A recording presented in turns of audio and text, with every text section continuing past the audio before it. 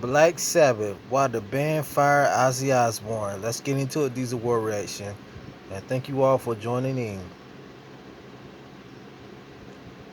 On October 27, 1979, Black Sabbath would fire Ozzy Osbourne. It was no surprise given how big of a mess the band was in the years leading up to it. 1 year prior, Black Sabbath were promoting their poorly received record Never Say Die, something they admitted themselves they were not proud of. The band was on a bit of a losing streak as 1976's Technical Ecstasy was also poorly received. Ahead of the album sessions, Ozzy temporarily left the band to work on a solo career, and the band briefly hired a stand-in singer in Dave Walker, who they wrote some songs with.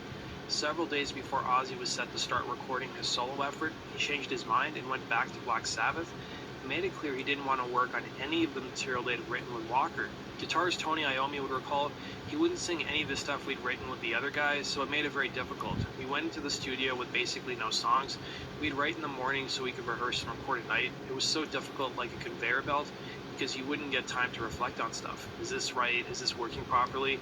It was very difficult for me to come up with ideas and putting them together that quick, he'd say. The band's behavior at this time was heavily influenced by drugs, and the sessions dragged on and on. They would eventually wrap up work on the album, but it would be poorly received, and the band hit the road to support the record with an exciting new band named Van Halen opening for them. Van Halen would virtually blow Black Sabbath off the stage every night, with critics citing Black Sabbath's performance as being tired and uninspired.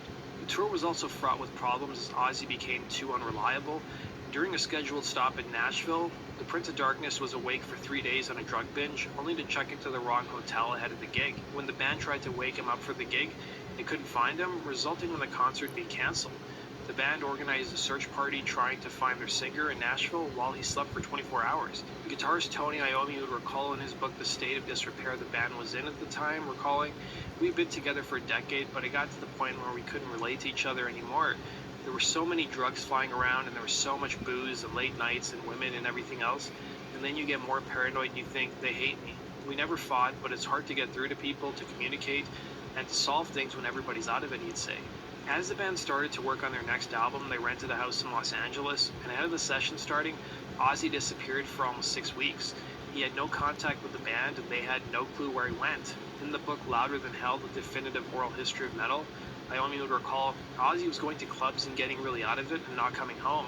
He got to the stage where nothing was happening with him. He came apart on us. We just couldn't continue with Ozzy. As much as everyone wanted us to, we just couldn't do it. Nothing was happening, and it would have meant the end of the band. We didn't want to fire him, but we had to if we wanted to continue. Iommi would go on to reveal that the band had to lie to their label Warner Brothers about the progress of their next album, while at the same time deciding that Ozzy needed to go and a new singer needed to be found. Then on April 27, 1979, Ozzy was fired from Black Sabbath. Ozzy would reveal his thoughts on the firing in his book I Am Ozzy, saying, "I'd be lying if I said I didn't feel betrayed by what happened with Black Sabbath. We were four blokes who'd grown up together a few streets apart.